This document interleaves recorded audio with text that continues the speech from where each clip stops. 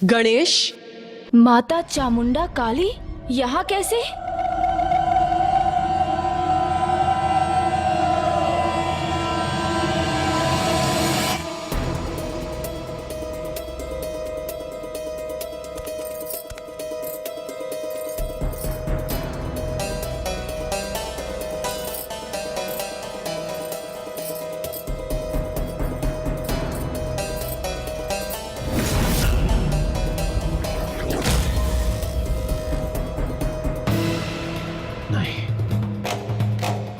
देवसेना के इस कार्य से कहीं देव सेनापति कुमार कार्तिकेय के ध्यान में कोई भटकाव न उत्पन्न हो जाए।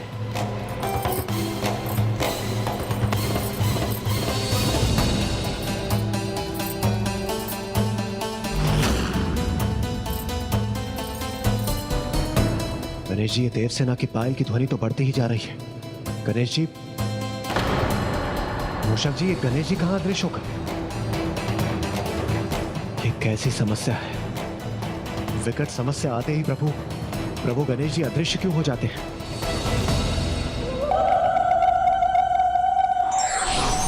प्रणाम मां चामुंडा काली।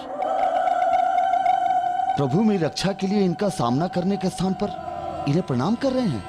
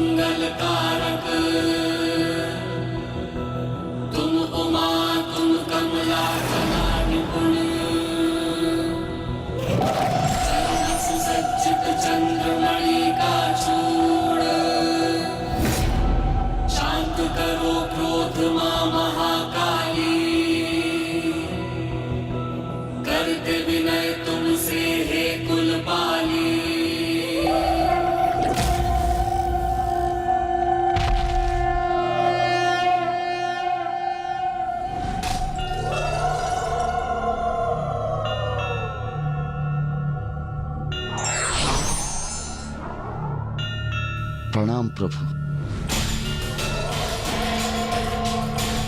प्रणाम माता। मुझे क्षमा कीजिए माँ, मैं समझ नहीं सका कि आप हैं। हम पर कृपा कीजिए और हमें महेंद्रपुरी में प्रवेश करने की अनुमति दीजिए।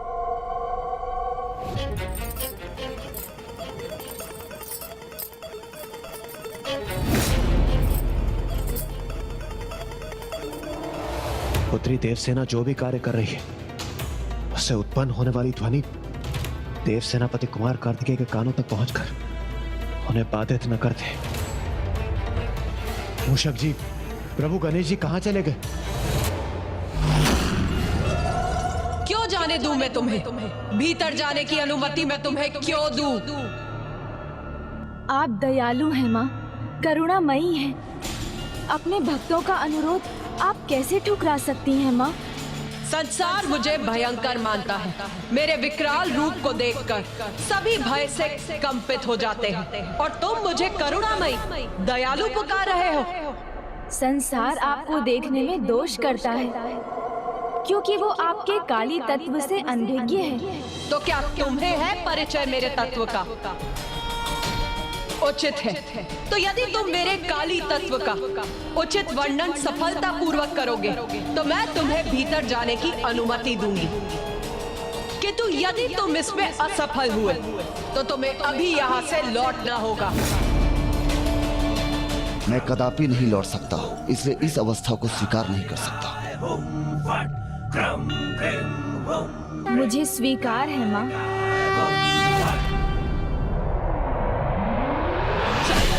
मंगला कृपया मुझे अपने पूर्ण स्वरूप के दर्शन देने की कृपा कीजिए, तो मैं उसका उचित वर्णन करूंगा।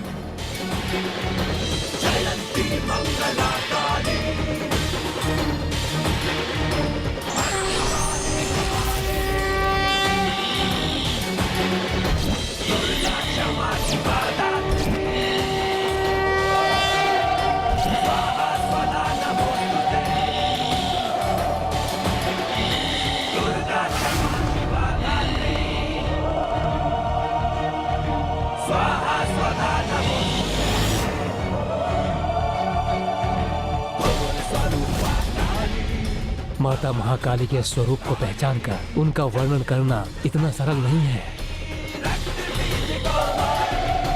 माता, सर्वप्रथम मैं आपके नाम के उचित अर्थ का वर्णन करूंगा। काली का अर्थ है काल, अर्थात समय, और काल सभी को समय के साथ निगलता रहता है। आकाश के समान आपकी अनंतता का प्रतीक है आपका नीला वर्ण, और जो अनंत है उसे कोई साधारण सीमित वस्त्र कैसे ढक सकता है। इसलिए आपको दिगंबरी कहा जाता है, क्योंकि आपका आवरण तो संपूर्ण अंतरिक्ष है। आपकी कटी में भुजाओं की माला शोभा पाती है, जो इसका संकेत देती है कि इन भुजाओं के बुरे कर्मों का समय समाप्त हो गया। आपके गले में शोभायमान मुंडों की माला ये बताती है कि आपने उनके बुरे विचारों पर नियंत्रण कर लिया है, और मृत्यु उपरांत उनकी आत्मा आप में समाहित हो जाती है। आपके मस्तक को सुशोभित करने वाला अर्धचंद्र इसका प्रतीक है कि आप ही जीवन दायिनी हैं। आपके श्वेत दंत सत्व के प्रतीक हैं, लाल जिह्वा रजस की, और आपका विकराल दिव्य रूप तमस का प्रतीक है।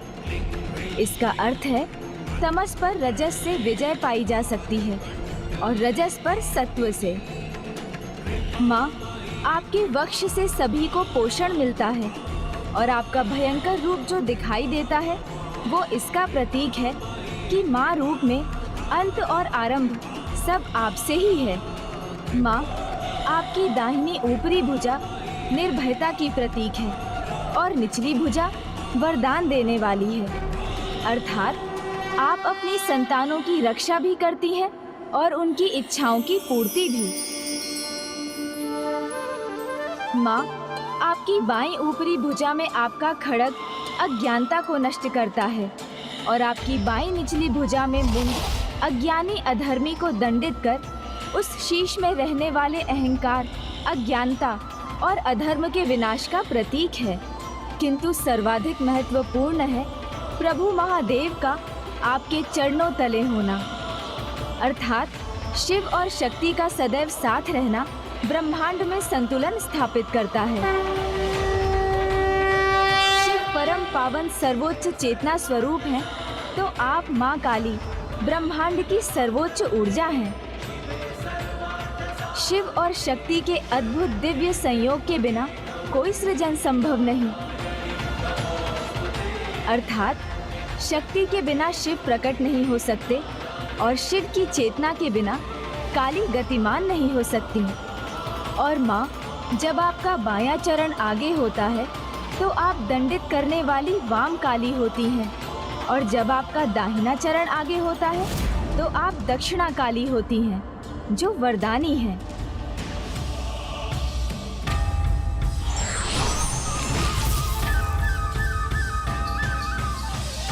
मैं तुम्हारे ज्ञान, तुम्हारे उत्तर से प्रभावित हुई गणेश। ये तो मात्र एक परीक्षा थी, क्योंकि सीमुख को दिए गए वरदान के अनुसार मैं भी कार्तिकेय के दूत की प्रतीक्षा कर रही थी। अब तुम यहाँ पहुँच गए हो वीरबाहु, तो मैं यहाँ से प्रस्थान कर सकती हूँ। प्रणाम माता।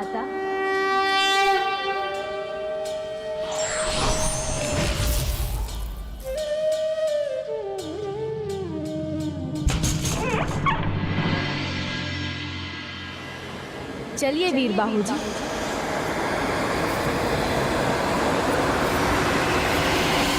ओम ऐं ह्रीं क्लीं चामुंडाय विच्चे।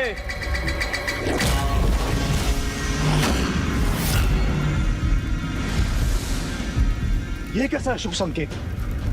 देवी की प्रतिमा से तेज क्यों जा रहा है? यहाँ सभी दीपक क्यों बुझ गए? ये अंधकार क्यों छा रहा है यहाँ?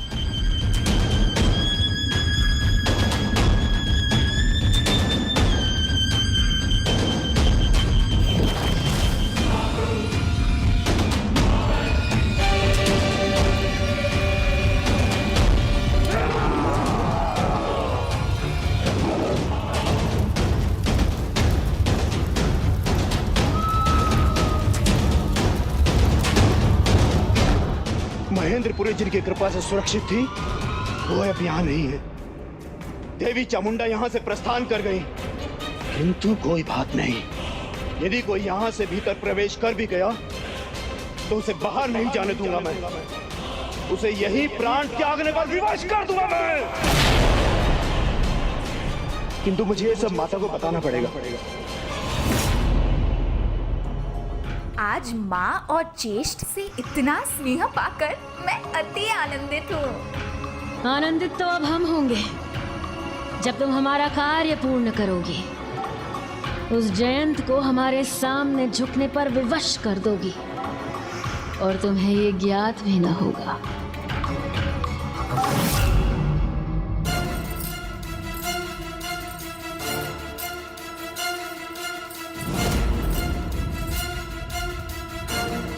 मैं पुत्री देवसेना को रोकूं तो कैसे रोकूं? यदि ऊंचे स्वर में मैंने कुछ कह दिया तो हमें प्रभु कार्तिकेय के ध्यान को भंग करने का कारण बनेंगे।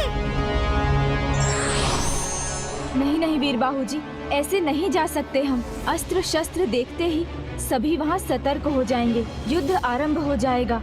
और इतना ही नहीं, युद्ध में व्यस्त हो गए तो ना आप जयंत तक पहुँच सकेंगे और ना ही उसकी रक्षा कर सकेंगे। इसलिए अपने अस्त्र छिपाइए। हमें चतुराई के साथ ऐसे प्रवेश करना होगा जिससे किसी को हमारे वहाँ होने का आभास भी ना हो। उचित है प्रभु गणेश जी।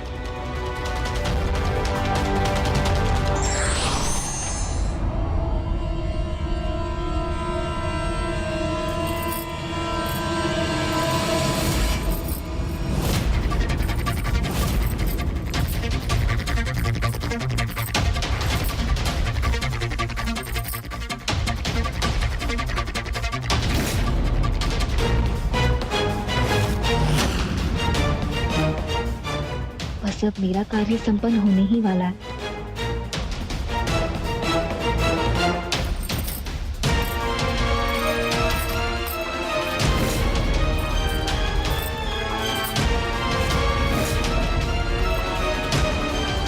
प्रभु गणेश जी, शीघ्र लौट आइए, कहीं स्थिति और बिगड़ न जाए। लौट आइए गणेश जी, कहीं स्थिति और न बिगड़ जाए। अब मैं क्या करूं? वहाँ रहता हूँ तो यहाँ समस्या उत्पन्न होती है और यहाँ रहता हूँ तो वहाँ स्थिति नियंत्रण के बाहर हो जाती है।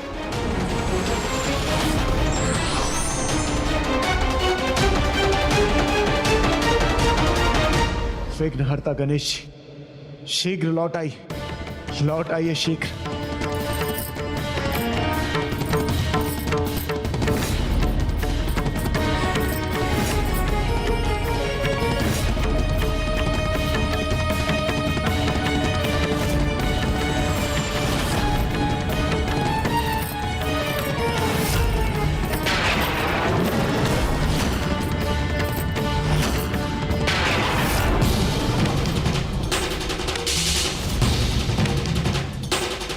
प्रभु, अंततः हम यहाँ पहुंच ही गए।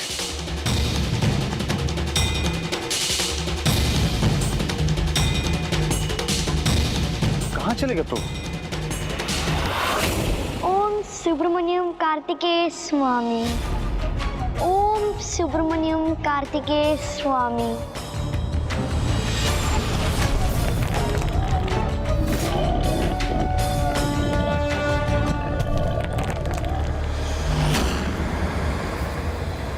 अब कोई भय नहीं है मुझे।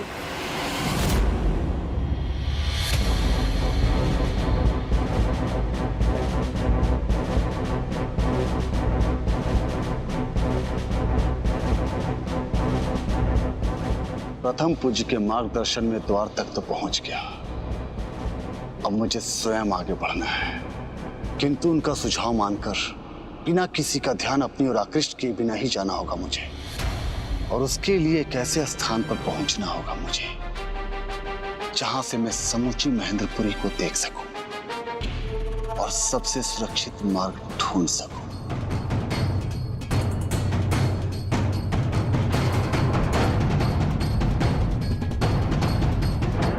मिल गया, मुझे वो स्थान मिल गया, तो मुझे शीघ्रता से अपने अनुसार उचित चुनाव करने होंगे। किंतु गणेश जी अभी नहीं जाते तो अच्छा होता।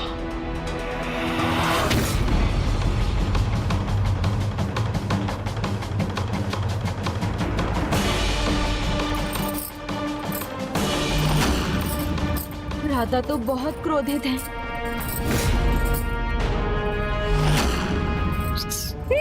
और भाभी माँ को इसका ध्यान भी नहीं।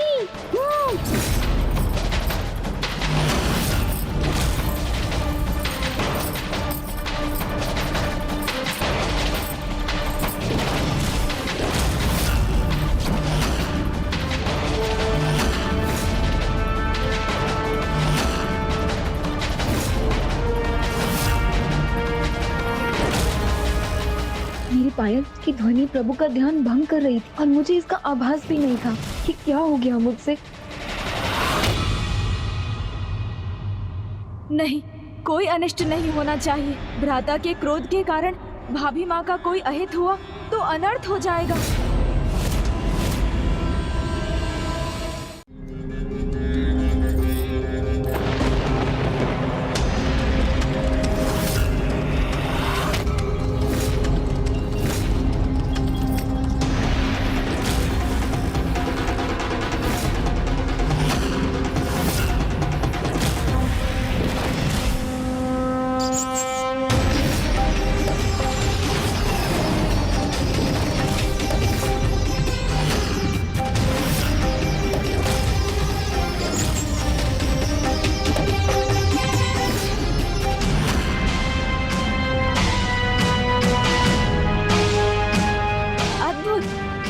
अविश्वसनीय।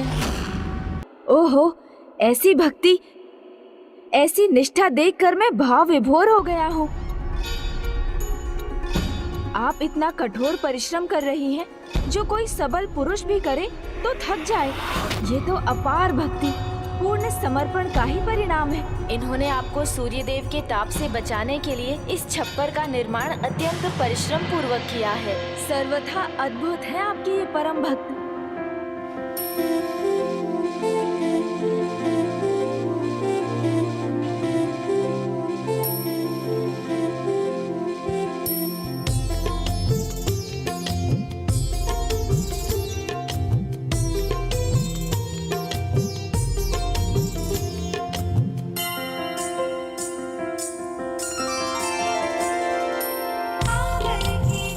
प्रभु, आप महान हैं। आपने पुनः रक्षा कर ली। सत्य, सर्वथा सत्य।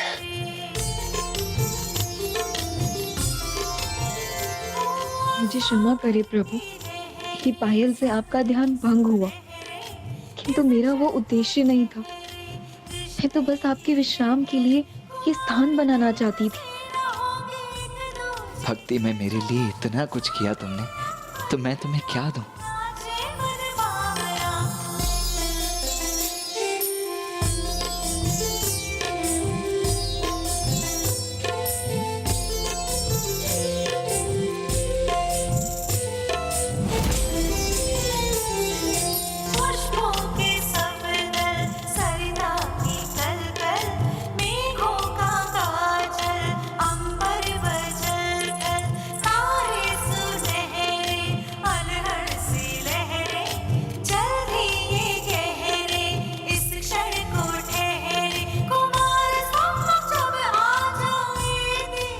ये मेरे कारण इतनी आहत हो गई और मैं इसे ही अपनी क्रोधाग्नि से भस्म करने जा रहा था।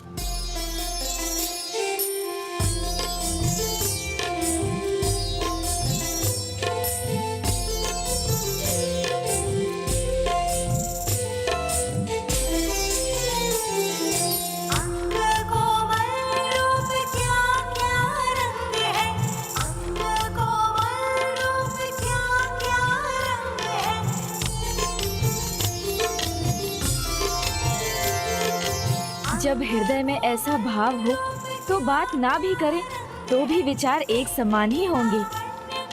इनके विचारों से ऐसा लग रहा है कि दोनों के मध्य वार्तालाप ही हो रहा है।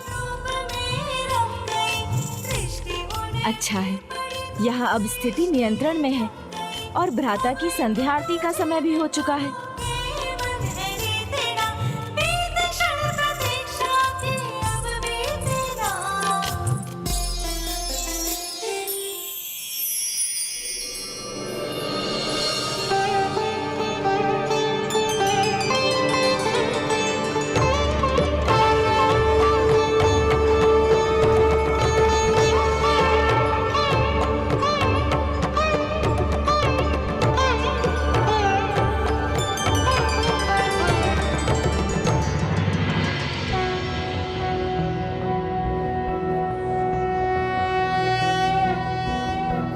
नागेन्द्रहाराय त्रिलोचनाय भस्मांगरागाय महेश्वराय नित्याय शुद्धाय दिगंबराय तस्मै नकाराय नमः शिवाय।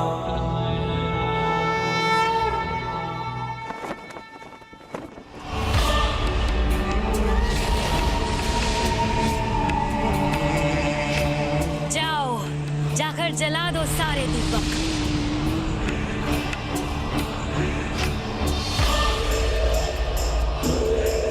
मुखन, तुम यहाँ इतने चिंतित क्यों हो? कहो क्या बात है?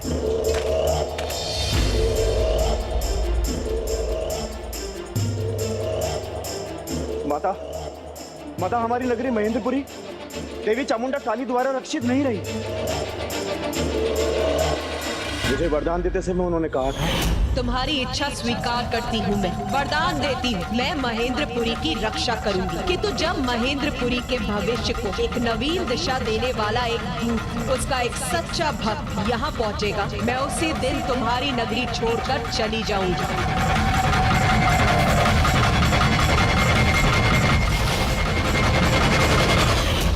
महेंद्रपुरी का भविष्य परिवर्तित कर देगा। कौन है वो? मेरी नगरी है ये। इसका भूत, वर्तमान, भविष्य सब मेरे अधीन है और मेरे पुत्रों के सिवाय ना इस पर किसी का अधिकार था और ना ही होगा।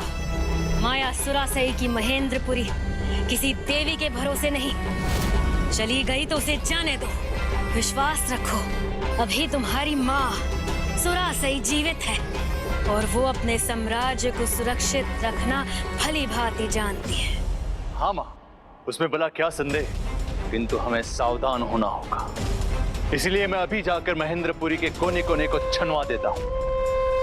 यदि सच में किसी ने प्रवेश किया है तो वो आपके सामने होगा। नहीं सुरापद्मन, तुम असुर सम्राट हो, महेंद्रपुरी के प्रभु हो। ऐसी तुच्छ कार्य तुम्हें शोभा नहीं देते। जाओ अपने पुत्र सुद्धमुखन को आदेश दो, वो ये कार्य करने में पूर्ण रूप से सक्षम है। महेंद्रपुरी का कोई भी कोना उसकी दृष्टि से नहीं छुपा। जाओ उसे आदेश दो कि वो शीघ्र ये कार्य संपन्न करे।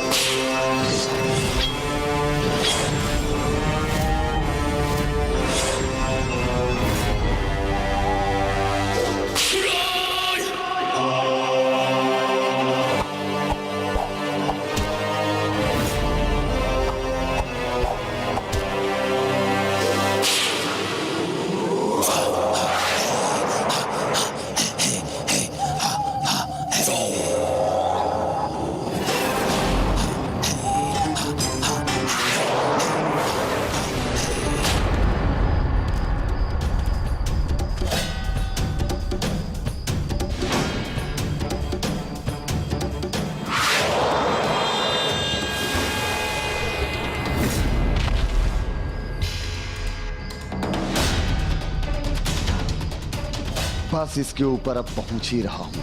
अब मैं इस नगरी पर अपनी दृष्टि रख सकूंगा।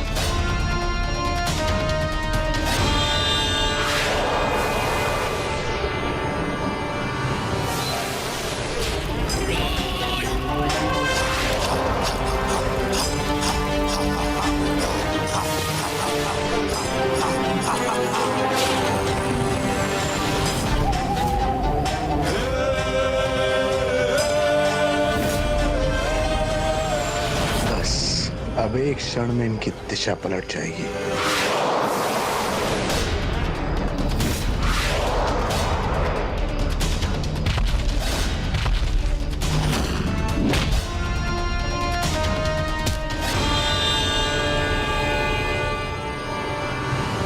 अब मैं उच्चतम स्थान पर पहुंचा हूं।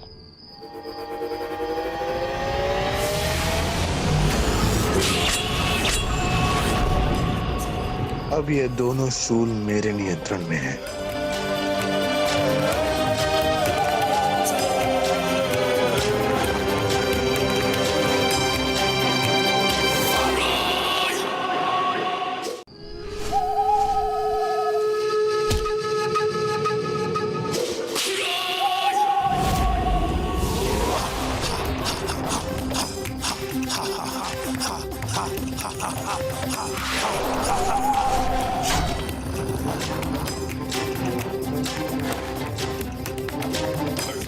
मेरी और मेरे उलोक की दृष्टि चूक नहीं सकती।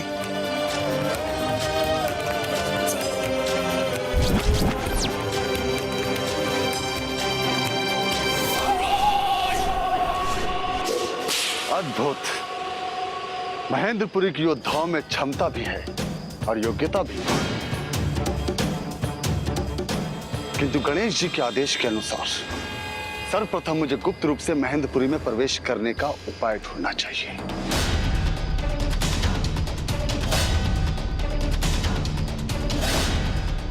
आश्चर्य, इस असुर नगरी में समृद्धि की कोई कमी नहीं है। राजकुमार सुरमुखम, जयंत की सुरक्षा के लिए महेंद्रपुरी में किसी अज्ञात का प्रवेश हुआ है और असुर सम्राट भगवान सुरापद्मन और माता सुरासई के अनुसार उसे ढूंढकर पकड़ने के लिए आप ही योग्य हैं और इसीलिए यह कार्य उन्होंने आपको ही सौंपा है। उन्होंने ये कार्य हमें सौंपकर कोई भूल नहीं की है। जयंत को बचाना तो दूर, उन्हें हमारा बंदी बनना होगा।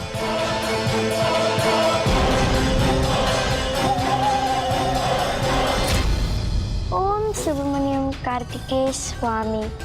ओम सुब्रमण्यम कार्तिकेय स्वामी नमः।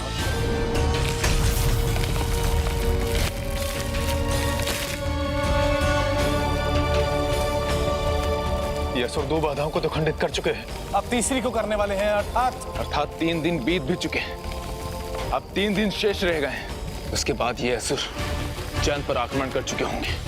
नहीं, उससे पूर्व ही कुमार कार्तिकेय के दूत अथवा स्वयं कुमार कार्तिकेय यहाँ आकर जयंत की रक्षा कर लेंगे।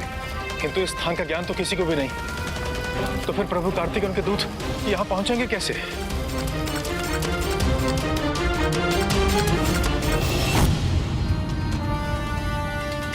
महेंद्रपुरी में जयंत और देवताओं को कहां बंदी बनाकर रखा होगा इन दुष्ट असुरों ने?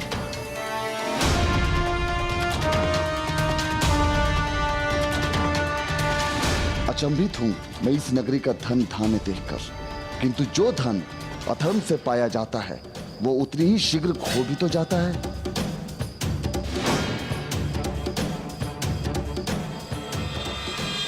इस संपूर्ण नगर में इतनी गति है, किंतु वो एक कोना है जिसमें न कोई जा रहा है न ही अधिक प्रकाश है, अर्थात कारागार वहीं कहीं होगा।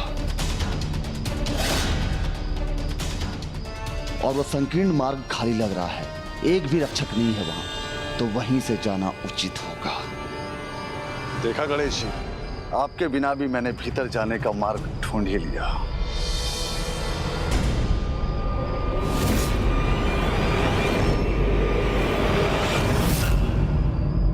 मैं तो यहाँ आ गया, किंतु वीर बाहु को वहाँ अकेला ही छोड़ आया।